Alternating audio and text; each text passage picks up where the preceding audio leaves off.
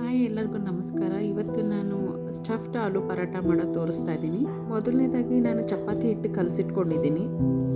Next ಆಲೂಗಡ್ಡೆ stuffing ready ಮಾಡ್ಕೊಳ್ಳೋಣ. ನಾನು 4 ಮೀಡಿಯಮ್ ಸೈಜ್ ಆಲೂಗಡ್ಡೆನ ಕುಕ್ಕರಲ್ಲಿ ಸ್ವಲ್ಪ ಉಪ್ಪು ಹಾಕ್ಕೊಂಡು ಬೇಯಿಸ್ಕೊಂಡಿದ್ದೀನಿ. 2 ಮೀಡಿಯಮ್ ಸೈಜ್ ಈರುಳ್ಳಿನ ಸಣ್ಣಗೆ ಚಾಪ್ ಮಾಡ್ಕೊಬೇಕು ಮತ್ತು 2 ಮೆಣಸಿನ್ಕಾಯಿ ಅಷ್ಟೇ ತೊಗೊಂಡಿದ್ದೀನಿ ನಾನು. ನಂತರ ಬೇಯಿಸಿರೋ ಆಲೂಗಡ್ಡೆ ಸಿಪ್ಪೆ ತೆಗೆದು ಮ್ಯಾಶ್ ಮಾಡ್ಕೊತಾ ಇದ್ದೀನಿ. ನಂತರ ಅದಕ್ಕೆ ನೀವು ಕಟ್ ಮಾಡ್ಕೊಂಡಿರೋ ಈರುಳ್ಳಿ, ಮೆಣಸಿನ್ಕಾಯಿ, ಕೊತ್ತಂಬರಿ ಸೊಪ್ಪು ಎಲ್ಲನೂ ಹಾಕ್ಕೊಳ್ಳಿ. ಇಲ್ಲಿ ನಾನು ಮೆಣಸಿನ್ಕಾಯಿನ ತುಂಬ ಕಡಿಮೆ ಯೂಸ್ ಮಾಡ್ತಾ ಇದ್ದೀನಿ. ನೀವು ನಿಮ್ಮ ಟೇಸ್ಟ್ ಪ್ರಕಾರ ನೀವು ಹಾಕ್ಕೊಳ್ಳಿ, ಎಷ್ಟು ಬೇಕು ಮೆಣಸಿನ್ಕಾಯಿ ಅಷ್ಟು. ನಂತರ ಮಸಾಲೆಗೆ ಧನಿಯಾ ಪುಡಿ, ಗರಂ ಮಸಾಲ ಪುಡಿ, ರೆಡ್ ಚಿಲ್ಲಿ ಪೌಡರು ಮತ್ತು ಸಾಲ್ಟ್ ರುಚಿಗೆ ತಕ್ಕಷ್ಟು ಹಾಕ್ತಾಯಿದ್ದೀನಿ. ಅಜ್ವೈನು ಮತ್ತು ಸೋಂಪು ಆ್ಯಡ್ ಮಾಡ್ತಾಯಿದ್ದೀನಿ. ಅಜ್ವೈನು ಸೋಂಪು ಸ್ಟಫ್ ಪರಾಟದ ರುಚಿ ಜಾಸ್ತಿ ಮಾಡುತ್ತೆ, ಹಾಕಿ ನೋಡಿ.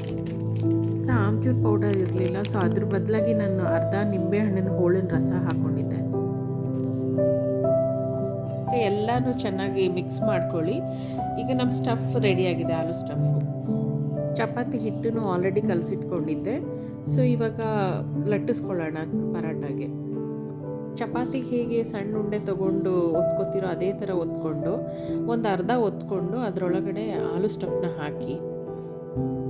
ಈಗ ಸ್ಟಫಿಂಗ್ ಹಾಕಿದ್ಮೇಲೆ ಚೆನ್ನಾಗಿ ಎಲ್ಲ ಸೈಡಿಂದನೂ ರೋಲ್ನ ಮುಚ್ಚಿ, ಸ್ಟಫಿಂಗ್ ಹೊರಗಡೆ ಬರದೇ ಇರೋ ಥರ ಗಟ್ಟಿಯಾಗಿ ಮುಚ್ಕೊಳ್ಳಿ.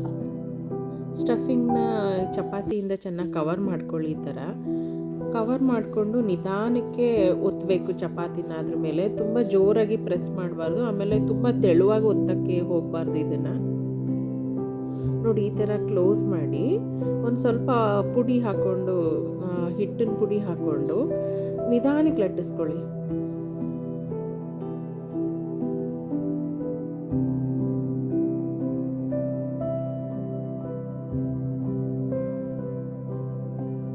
ನೀವು ಜೋರಾಗಿ ಲಟ್ಸಕ್ಕೆ ಹೋದರೆ ಚಪಾತಿ ಸ್ಟಫಿಂಗ್ ಎಲ್ಲ ಹೊರಗಡೆ ಬಂದುಬಿಡುತ್ತೆ. ಸೊ ಕೇರ್ಫುಲ್ಲಾಗಿ ಒತ್ಕೊಳ್ಳಿ.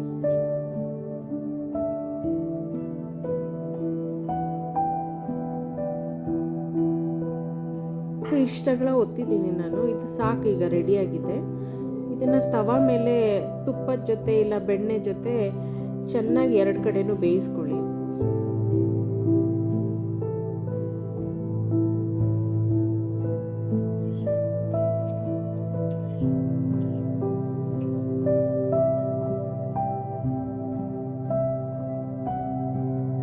ಈಗ ಸ್ಟಫ್ಡ್ ಆಲೂ ಪರಾಟ ತಿನ್ನೋದಕ್ಕೆ ರೆಡಿಯಾಗಿದೆ.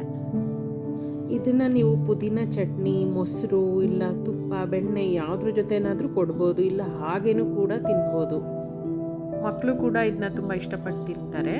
ಇದೊಂದು ಸಲ ಟ್ರೈ ಮಾಡಿ ನೋಡಿ, ಹೇಗೆ ಬಂತು ಅಂತ ಕಮೆಂಟ್ ಮಾಡಿ ಹೇಳಿ. Thank you.